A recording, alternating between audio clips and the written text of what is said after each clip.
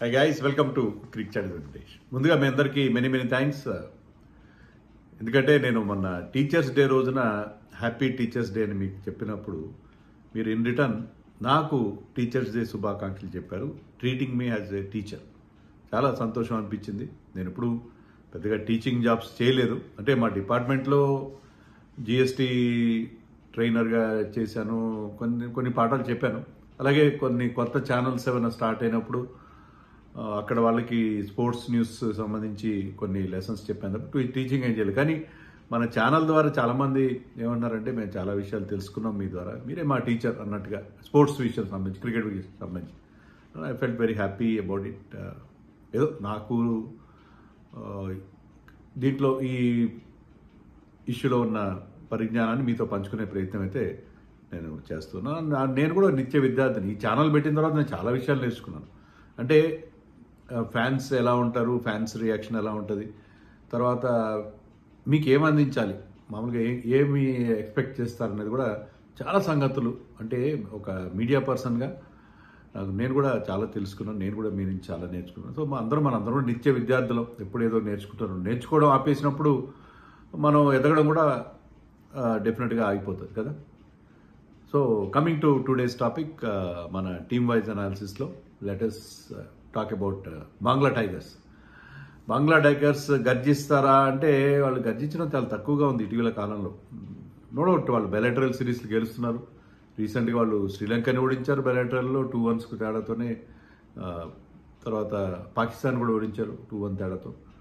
So I think వాళ్ళు పర్లేదు, బాగానే పర్ఫామ్ చేస్తున్నారు బెలెటరల్. కానీ ఓవరాల్గా వాళ్ళు ముఖ్యంగా ఇలాంటి multilateral tournaments, world cups, ICC events కానీ, ఏషియన్ కప్లు కానీ వాళ్ళ పర్ఫార్మెన్స్ అని పెద్ద గొప్ప కాలేదు. ఏషియా కప్లో 3 సార్లు వాళ్ళు ఫైనల్ దాకా వచ్చారు, కానీ ఎప్పుడు కూడా టైటిల్ గెలవలేదు. దే నెవర్ వన్ టైటిల్ అయితే ఎప్పుడు గెలలేదు. బట్ ఫైనల్ వరకు అయితే వచ్చారు. ఫైనల్ వరకు 3 times వచ్చారు, బట్ ఎప్పుడు టైటిల్ గెలవలేదు.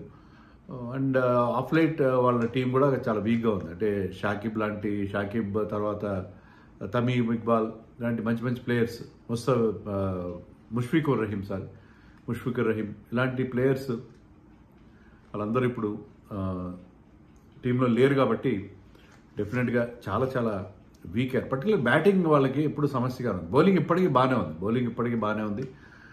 బౌలింగ్లో ఆఫ్కోర్స్ ముస్తఫిజుర్ ఎంత టాలెంటెడ్ ప్లేయరో మనకు తెలుసు. అతను ఎలా డెత్ బౌలింగ్లో ఎన్ని వేరియేషన్స్ తీసుకొస్తాడు. ఆల్మోస్ట్ ఒక లెఫ్ట్ ఆర్మ్ స్పిన్నర్ లాగా అతను బౌలింగ్ వేస్తాడు, యూజింగ్ హిజ్ రిస్ట్. అతను తీసుకొచ్చే ఆ స్లోయర్ వన్స్, ఆ వేరియేషన్స్ అనేవి ఇప్పటికి కూడా దే ఆర్ వెరీ ఎఫెక్టివ్ ఈ ఫార్మాట్లో కానీ, వన్డేస్లో కానీ. సో ముస్తఫిజుర్, ఇంకా తస్కిన్, అలాగే మెహదీ హసన్ మిరాజ్ లేడు ఇప్పుడు టీంలో. మెహదీ హసన్ మరొక సేమ్ స్కిల్ సెట్ ఉన్న ఆఫ్ స్పిన్నింగ్ ఆల్రౌండర్ ఉన్నాడు, మెహదీ హసన్ ఉన్నాడు. తర్వాత రిషాద్ హుస్సేన్ వాళ్ళ లెగ్ స్పిన్నర్, ఆఫ్ లైట్ చాలా బాగా బౌలింగ్ చేస్తాడు. ఈవెన్ T20 వరల్డ్ కప్లో కూడా it was very impressive. So Rishad Hussain వాళ్ళకి మెయిన్ స్ట్రైక్ బౌలర్గా ఉంటాడు. సో వాళ్ళకి బౌలింగ్ బాగానే ఉంది, బౌలింగ్ ఈజ్ ఓకే. బట్ బ్యాటింగ్లో వాళ్ళకి సీరియస్ ప్రాబ్లం ఉంది. ఎందుకంటే తమీమ్ ఇక్బాల్ రిటైర్ అయిన తర్వాత వాళ్ళు ఒక 28 కాంబినేషన్స్ ట్రై చేశారట. ఓపెనింగ్ పేర్స్ 28 పేర్స్ మార్చారు. Maybe in about 2 years time చాలా మందిని మార్చేస్తూ వచ్చేవాళ్ళు. సో వాళ్ళకి ఆ ఓపెనింగ్ అనేది సెట్ కావట్లేదు. కరెంట్ ఓపెనింగ్ పేర్ బాగానే ఉన్నారు, కానీ ఎట్లైనా వాళ్ళకి ఓపెనింగ్ సమస్య, మిడిల్ ఆర్డర్ సమస్య, ఫినిషర్లు కూడా వాళ్ళకి సరైన వాళ్ళు లేరు. ఇప్పుడు జాకర్ అలీ అనే అతను కానీ, మెహదీ హసన్ కానీ, తౌహీద్ హృదయ్ కానీ, వీళ్ళు ఎంతవరకు ఫినిష్ చేయగలుగుతారు అనేది వాళ్ళకి పెద్ద ఇబ్బంది. ఎందుకంటే వాళ్ళ స్ట్రైక్ రేట్స్ అంత గొప్పగా లేవు. ఓన్లీ ఒక కొత్త ప్లేయర్, అతని పేరు ఏంటంటే పర్వేజ్ హుస్సేన్ ఇమాన్, ఓపెనర్.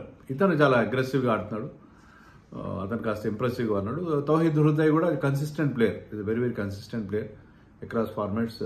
మంచి టాలెంటెడ్ ప్లేయర్గా ఎమర్జ్ అవుతున్నాడు అతను. బట్ ఓవరాల్గా వాళ్ళకి సరైన టాలెంట్ ఉంది. Of course there captain Litton Das on his day can be very dangerous. మనకి 2022 అనుకుంటా మనం ఆస్ట్రేలియాలో T20 వరల్డ్ కప్ ఆడినప్పుడు మనకి చెమటలు పట్టించాడు లిటన్ దాస్. లిటన్ దాస్ దగ్గర ఆ కేపబిలిటీ ఉంది. ఇప్పటికీ కూడా ఈ can be a dangerous T20 batsmen. But in general వాళ్ళ బ్యాటింగ్లో సరైన స్ట్రెంగ్త్ లేదు, కన్సిస్టెన్సీ కూడా లేదు. వాళ్ళకున్న మెయిన్ ప్రాబ్లం అదే, బ్యాటింగ్లో సరైన స్ట్రెంగ్త్ లేకపోవడం వాళ్ళ మెయిన్ ప్రాబ్లం. బౌలింగ్ నేను చెప్పినట్టుగా బౌలింగ్ బాగానే ఉంది, కానీ బ్యాటింగ్లో మీరు వాళ్ళ 11 ఎలా ఉండదు చూడండి.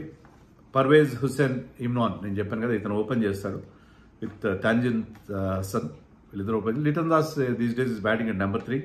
సైఫ్ హసన్, అతను కూడా చాలా రోజుల తర్వాత మళ్ళీ కంబ్యాక్ అవుతున్నాడు. తౌహీద్ హృదయ్. సో ఈ 5 వాళ్ళ మెయిన్ బ్యాట్స్మెన్ ఉంటారు. జైకర్ అలీ కూడా ఉంటాడు, అతను కూడా suppose to do that finisher role, Jaker Ali. తర్వాత Mehidy Hasan at 7. Rishad Hossain also can bat, అతను బౌలింగే కాకుండా ఈజ్ అన్ ఆల్రౌండర్, బ్యాటింగ్ కూడా బాగానే చేస్తాడు. సో రిషాద్ హుస్సేన్ ఎట్ 8 వాళ్ళకి బ్యాటింగ్లో డెప్త్ ఉంటుంది. తర్వాత తస్కిన్, ముస్తఫిజుర్, షోర్ఫిల్ ఇస్లాం ఇదే left arm pacer like Mustafizur, but he is good in the middle overs mostly.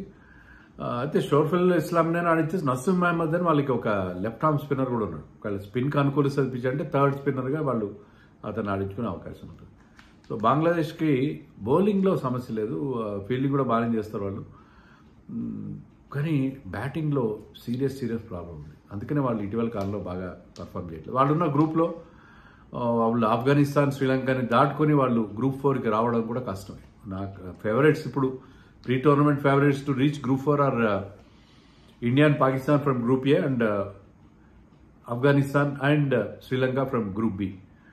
మరి గ్రూప్ బిలో ఆఫ్ఘనిస్తాన్ని, శ్రీలంకని దాటుకుని వాళ్ళు సూపర్ 4కి రాగలరో లేదో కొంచెం డౌట్గానే ఉంది. వస్తే మాత్రం డెఫినెట్గా వాళ్ళకి మంచి అవకాశం ఉంటుంది. బట్ ఎనీవే, ఇప్పుడున్న టీమ్స్లో ర్యాంకింగ్ కనుక మనం ఇస్తే ఏషియన్ 5 బిగ్ టీమ్స్లో వీళ్ళకి 5th ర్యాంకే వస్తుంది ప్రస్తుతానికి. నా దృష్టిలో 5th ర్యాంక్లో ఉన్నారు. But they can surprise. They will start as an under dog. అది వాళ్ళకున్న అడ్వాంటేజ్. వాళ్ళ మీద ఎవరికి ఎక్స్పెక్టేషన్స్ లేవు కాబట్టి sky is the limit for that. So వాళ్ళు ఏం చేసినా కూడా ఎలాంటి ప్రెషర్ లేకుండా వాళ్ళు ఆడే అవకాశం. సో బంగ్లా టైగర్స్ ఈసారి గర్జిస్తారో లేదో let us wait and see.